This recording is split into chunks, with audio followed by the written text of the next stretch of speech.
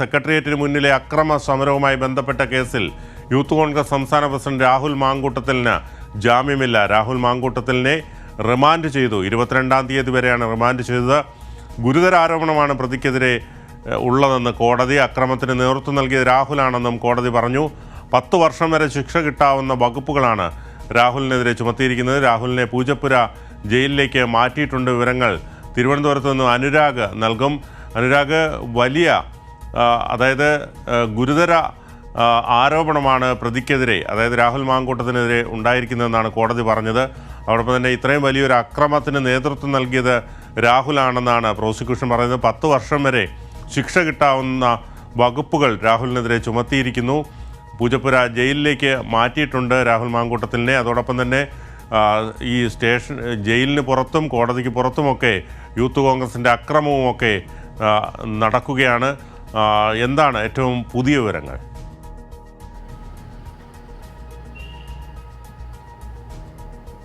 സെക്രട്ടേറിയറ്റിന് മുന്നിലും DCC ഓഫീസിന് മുന്നിലടക്കം വനിതാ പോലീസുകാരെ അടക്കം മർദ്ദിച്ച കേസിലാണ്, ആക്രമിച്ച കേസിലാണ് ഈ രാഹുൽ മാങ്കൂട്ടത്തിലിനെ ഇപ്പോൾ റിമാൻഡ് ചെയ്തിരിക്കുന്നത്. 22-ാം തീയതി വരെ 14 ദിവസത്തേക്കാണ് റിമാൻഡ് ചെയ്തിരിക്കുന്നത്.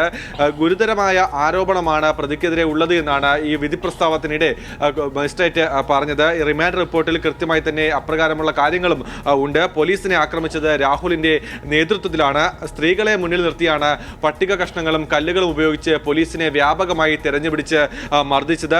അറസ്റ്റ് ചെയ്ത പ്രതികളെ പോലീസ് വാഹനത്തിൽ നിന്ന് രക്ഷപ്പെടാൻ രാഹുൽ സഹായിച്ചു. രാജ്യത്തെ നിയമവ്യവസ്ഥയെ തന്നെ വെല്ലുവിളിക്കുന്ന സമീപനമാണ് ഈ പ്രതികളുടെ ഭാഗത്തു നിന്ന് ഉണ്ടായത് എന്നാണ് റിമാൻഡ് റിപ്പോർട്ടിൽ കന്റോൺമെന്റ് പോലീസ് സൂചിപ്പിച്ചിട്ടുള്ളത്. അതിനൊപ്പം തന്നെ പ്രോസിക്യൂഷനും കൃത്യമായ വാദം ഉന്നയിച്ചു. അണികളെ തടയുന്നതിന് പകരം ഈ അക്രമത്തിന് ആക്രോശമാണ് അല്ലെങ്കിൽ പ്രോത്സാഹനമാണ് രാഹുലിന്റെ ഭാഗത്തു നിന്ന് ഉണ്ടായത്. പിരിഞ്ഞു പോയവരെ തിരികെ വിളിച്ചു വരുത്തി ഈ അക്രമത്തിന് നേതൃത്വം നൽകി.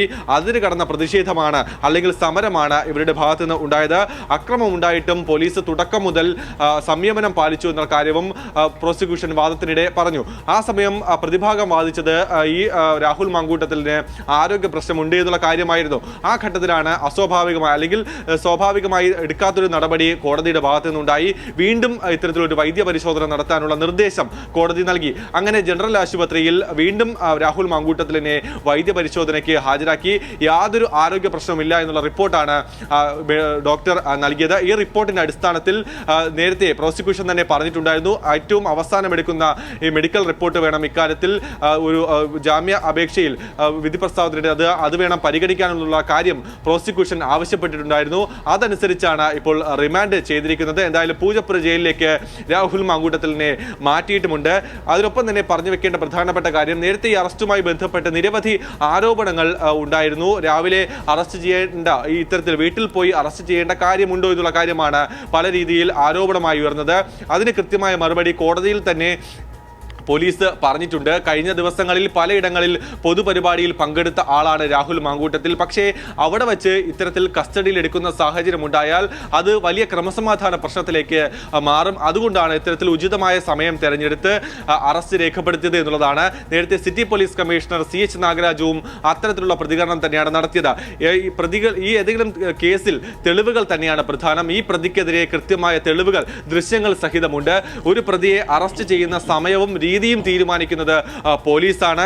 എവിടെ വെച്ച് വേണമെങ്കിലും പ്രതിയെ അറസ്റ്റ് ചെയ്യാനുള്ള ഒരു ന്യായം പോലീസിനുണ്ട്. ഈ കേസിൽ മാത്രം യാതൊരു പ്രത്യേകതയുമില്ല. സാധാരണ എടുക്കുന്ന കേസുകളിൽ നടക്കുന്ന നടപടി മാത്രമാണ്, സ്വാഭാവിക നടപടി മാത്രമാണ് ഈ കേസിൽ ഉണ്ടായത്.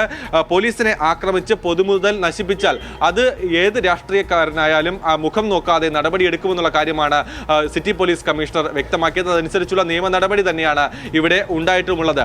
എന്തായാലും അതിനുശേഷം ഈ പ്രതിയുമായി കോടതിയിൽ നിന്ന് പോലീസ് വാഹനം ഇറങ്ങുമ്പോൾ തന്നെയും യൂത്ത് കോൺഗ്രസ് പ്രവർത്തകർ അക്രമം ആരംഭിച്ചിട്ടുണ്ടായിരുന്നു. പ്രതിയുമായി വന്ന പോലീസ് വാഹനം തടയുന്നു. പിന്നാലെ ഈ അടൂരിൽ നിന്ന് കസ്റ്റഡിയിലെടുത്തിട്ട് വന്ന പോലീസ് ഉദ്യോഗസ്ഥൻ സഞ്ചരിച്ച വാഹനം അത് കോടതിക്ക് മുന്നിൽ വെച്ച് യൂത്ത് കോൺഗ്രസ് പ്രവർത്തകർ തടയുന്നു.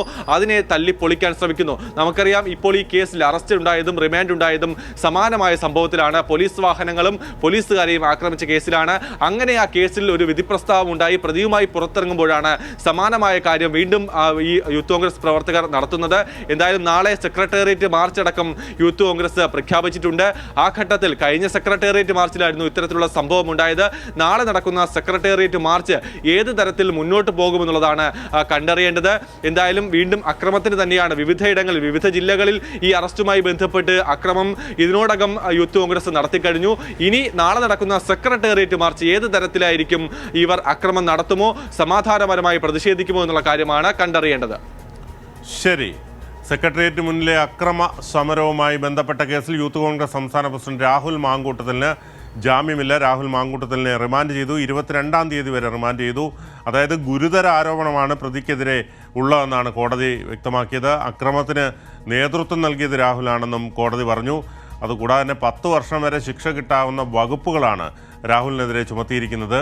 രാഹുലിനെ പൂജപ്പുര ജയിലിലേക്ക് മാറ്റി. അതേസമയം ശക്തമായ അക്രമം തന്നെയാണ് കോടതിക്ക് മുന്നിലടക്കം യൂത്ത് കോൺഗ്രസ് അഴിച്ചുവിട്ടിരിക്കുന്നത്. വിശദമായ റിപ്പോർട്ടാണ് അനുരാഗ് നൽകിയത്.